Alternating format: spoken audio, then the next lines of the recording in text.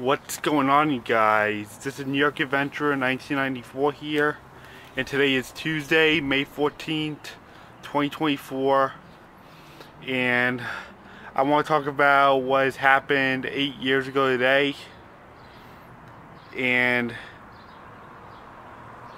what happened sometime before that, because today is the 8th anniversary of when I went to Disney for the first time in the month of May. Back in May of 2016. It's the 8th anniversary, and I stayed from the 14th through the 21st. And considering the fact that I was just there last week in May for May the 4th and Cinco de Mayo weekend, I figured I chose this year to retell the story. And while the Psycho series is still going for the next few weeks. So yeah, I have no problem retelling the story here. Especially in the time we're in, where I just went to Disney and I'm still running a Psycho series here.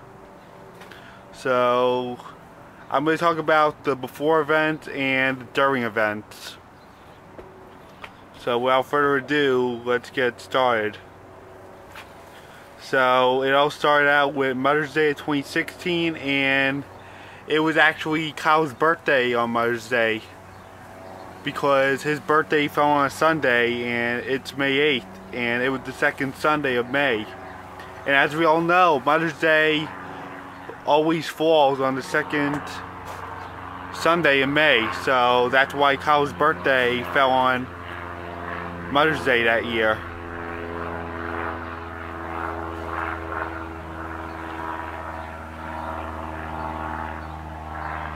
As I was saying, Kyle's birthday is on May 8th, and it was on Sunday that year, and it was the second Sunday in May. And as we all know, Mother's Day tends to fall on the second Sunday in May every year, so that's how his birthday was on Mother's Day. And May 11th, I went to go get a haircut, which was at some old barbershop that closed down years ago on Montauk Highway. And throughout the week, we were getting our carry-ons ready and our suitcases ready, and we were packing away for our May 2016 Disney trip. And meanwhile in school, we were actually reading a novel called The Mice and Men. And as we all know, I was in 9th grade that year, and we were reading The Mice and Men in school, that I actually had to listen to an audio of the novel like before we left, and we watched the actual 1992 film when I came back from Disney in May. Yeah, so that was our novel in English class in 9th grade. And on Friday, May 13th,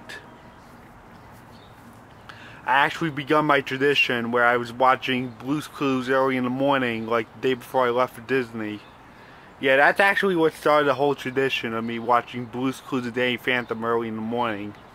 It all started out with a May trip to Disney back in 2016. And I remember it being Friday the 13th, Friday, May 13th, where no bad luck actually happened to me. I didn't deal with any bad luck. But except for the fact that we had rain that day. It was actually sunny that morning, and then all of a sudden the clouds come in and it started raining. But McJuggerNugget's character had a bunch of bad luck. I remember he was filming 4 videos that day. It was a lot of filming, and it was the day where Psycho Dad came over and ripped apart Larry's trailer. And Melissa was at her boiling point where she was kicking Jesse out, and she couldn't bear giving him another day to stay there. And it all starts out with the video called Nail in the Coffin, where Melissa is like so tired of Jesse and she couldn't bear having him around another day. And she was like threatening to call Psycho Dad up. And then Jesse was like down to his knees and trying to fix the friendship of Terry and Melissa, which is Jesse's mom, Terry. So she got her on the phone to talk to Melissa, and then all of a sudden Terry was at the point where she doesn't want any more negativity from Melissa. I couldn't blame Terry's character because Melissa's character was crazy. And then when it didn't work, when Melissa got fed up with Terry just saying she wishes her well, she tried to call up Psycho Dad, and then Jesse took her phone and hit it with a ceramic pot. I couldn't remember what he hit it with. And then Jesse ran back out into the front yard, back to the trailer, and he was just like fed up and panicky because she's about to call his dad over. And then the next video, Psycho Dad comes with his backhoe, his blue backhoe, like his famous one, and started clawing the heck out of it. And started clawing the siding. He started ripping the awning. It was like a whole mess, and a lot of the windows were broken too. I just gotta say, he really did a number to Larry's RV. And then the next video, Jesse fights and looks at the damage of the RV, with Melissa standing there telling Jesse that he told him not to mess with him. And then Jesse's like so furious with Melissa, and she's just standing there smirking because Psycho Dad did a number to Larry's RV. Well, Jesse's there looking at the damage with Melissa, while she's right there bullying him with that smirk on her face.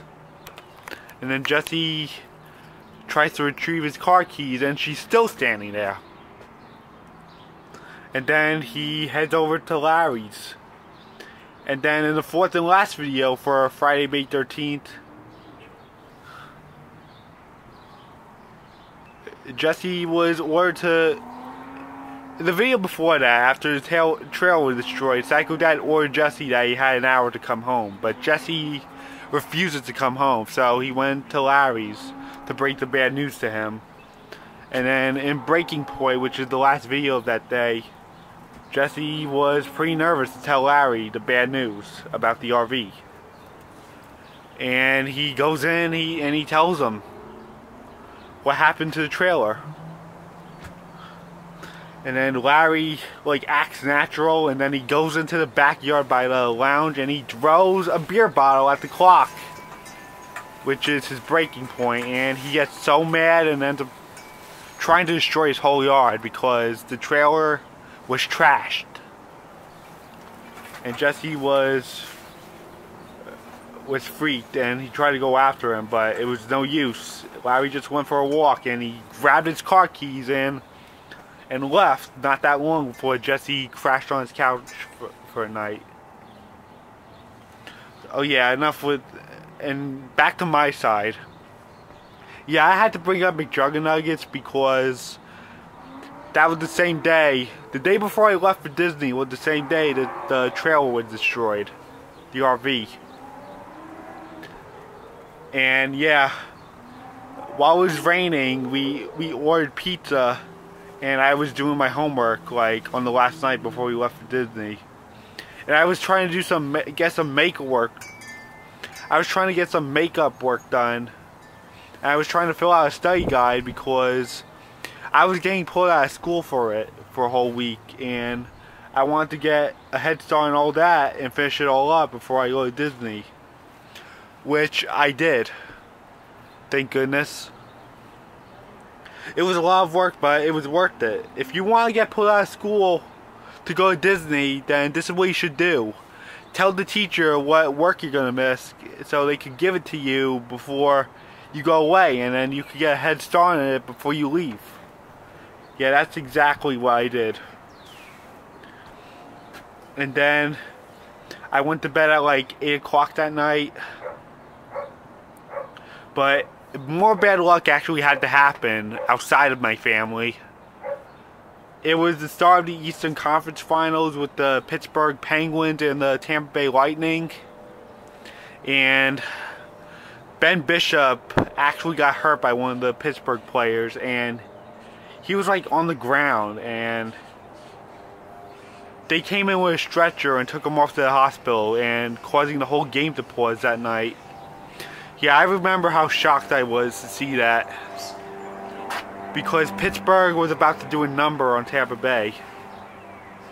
Yeah, Pittsburgh was the monster that year that eliminated the Rangers from the playoffs. And with Ben Bishop out, it was a really concerning sign that Pittsburgh was going to destroy them.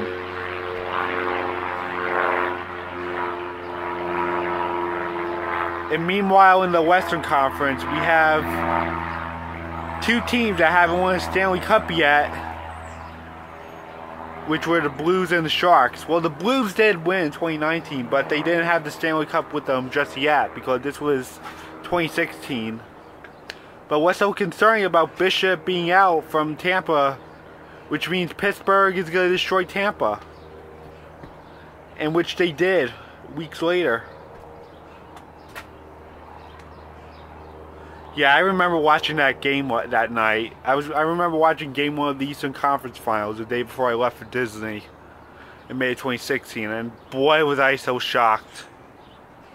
And I was really worried about what was going to happen in Tampa. Yeah, that's how much I hate Pittsburgh. I don't want them to win the Stanley Cup.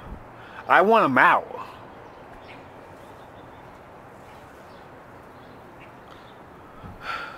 And this was the same monster of a team that eliminated Rangers in round 1. And made the Rangers feel so powerless against them. So, yeah, that was the day before, and now we're moving on to May 14th, 2016. It was the Saturday. It was the Saturday I was supposed to leave, and I got up at 3 a.m. and I left for JFK Airport at like 3:30 in the morning. I got there about almost 4 a.m. and then I checked in, and I went through TSA, and then I had breakfast. And I waited by the gate at like 5:30, and I boarded the plane at like 6:30, and the plane took off at 7:15 in the morning.